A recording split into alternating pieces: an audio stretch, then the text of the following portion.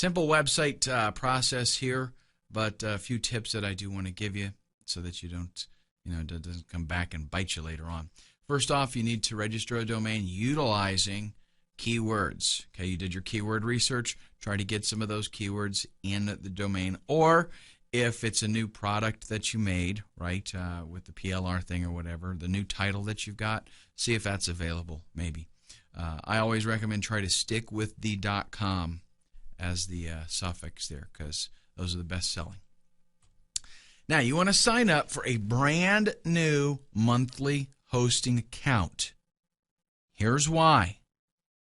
You don't want to put this on your own, maybe you've got a hosting account with unlimited domains, blah, blah, blah, and all that stuff. That's great and fantastic. But you want to offer the flexibility that the buyer on Flippa is able to literally take over the account without doing anything. They don't have to download and upload nothing. They don't have to change any information. Other than changing the registrar information, but that can all be done right there in the hosting account. Okay, so once the transaction's over, you give them all of the information that they need to log in, and they can update their own registrar information there on the site. But that's all they can do their own payment information, everything. It's literally just a little swap, and that's very convenient. Okay, once you get that up, then you're going to upload your site. You want to set up everything and make it fully functional. What that means is very simple. Do PayPal, right? PayPal's super duper easy. Configure a PayPal buy button. Do the download page, thank you page, whatever. Just make everything where it really works, just like it's supposed to. It's turnkey. Somebody comes to the site, they click the buy button, they pay, they get taken to the thank you page. It just works. Okay, make sure all of that works. If there's an autoresponder, if there's an opt-in box on there anywhere, make sure that that's plugged into your autoresponder so that they can see, bam, this really is set up, functioning, everything works. And then all they've got to do is come in and make changes to maybe the PayPal button. They create their own PayPal button, and they make changes so that it goes into their account when the purchase is made. But that's the only change that they have to make, right? Okay, you want to test everything. You don't want, as people are going to check out your site when they're on Flippa. They're going to go check it out, and if stuff's not working, then they're not going to be impressed. Okay, and then you want to blog. 10 to 15 keyword-rich articles. These articles do not have to be in-depth. They don't have to be long by any means. 300 to 400 words, that's not a lot of writing. It's not difficult. If you found out that somebody that ranked well is using a 2% keyword density, then make sure you use a 2% keyword density.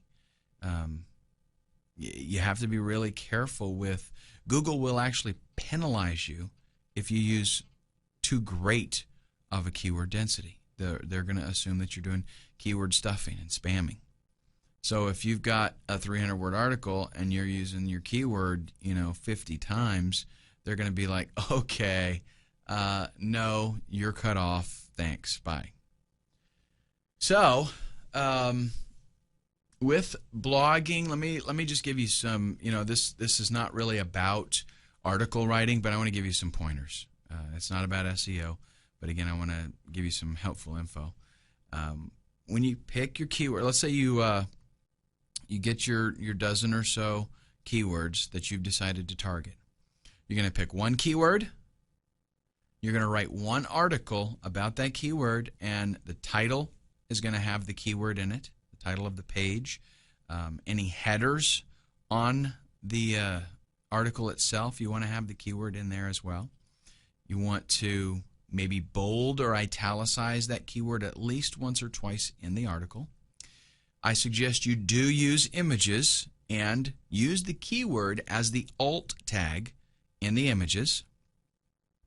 And if you have any, if you decide to do any link building, which would be, just beneficial to you in the long run, if you decide to do any link building, make sure that you use that same keyword with anchor text back to that specific blog post. Okay, and as far as the blog goes, let me mention this. I suggest that you use WordPress, set up a blog on the site, and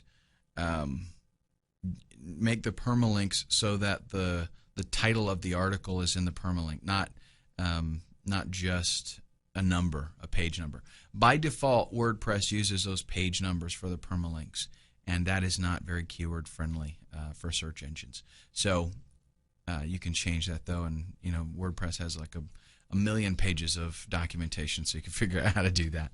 But just as a word to the wise. And then I suggest that you use Google Sitemap and do a submission. Okay, what this is going to do is create a layout of your website that search engines are going to absolutely love. And it gets Google to crawl your website right away. Okay, which is cool. That means you have a really good chance of getting indexed very quickly.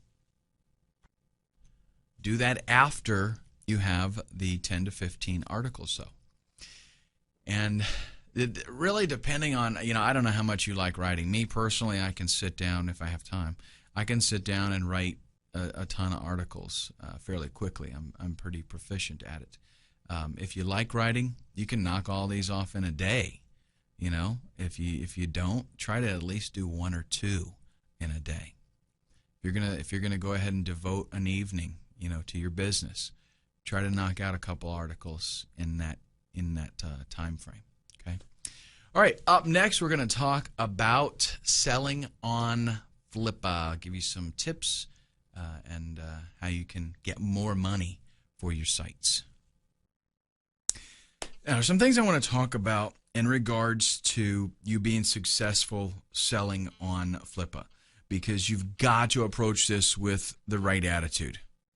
This is a for real business, okay? Myself, and I know a lot of other people that make big money flipping sites on a regular basis, like as in full-time, that's all we do kind of stuff, okay?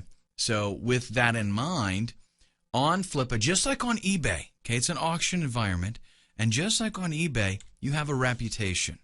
And that reputation is very important. People are going to check out your reputation as far as, when they're going to make a bid on something. They want to see that you've really got the goods, that you've got a proven track record. So it is very important that you do a good job. And if you follow the guidelines that I've mentioned so far in the training, you should do pretty good with that, okay?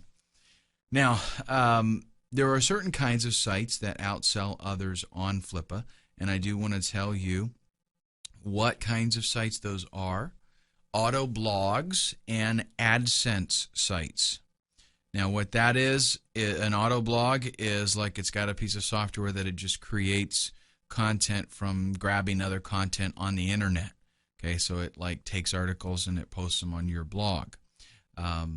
Those do very good. AdSense sites, so setting up a site targeting keywords and putting some Google AdSense on it, those do pretty good as well. But when I say they do good, I mean that they sell well. They sell frequently, but they sell for less money. Okay, so they're fairly inexpensive. They are, in many respects, a lot easier to set up than some other things.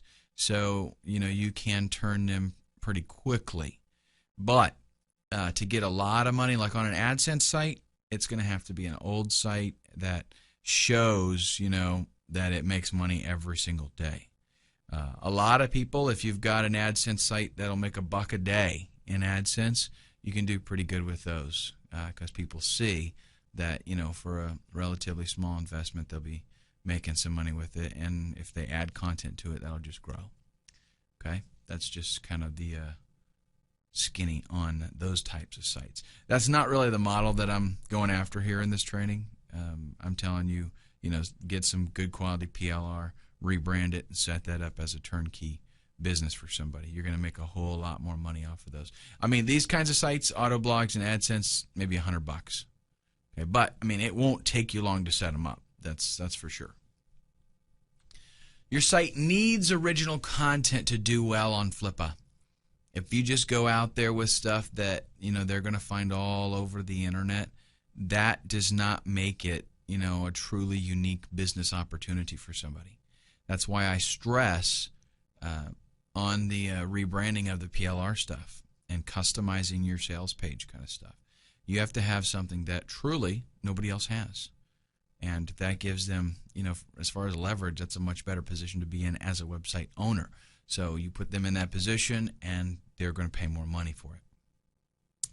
Now, what do we do after we pick our we start off picking our niche, we pick some keywords, we get a PLR product.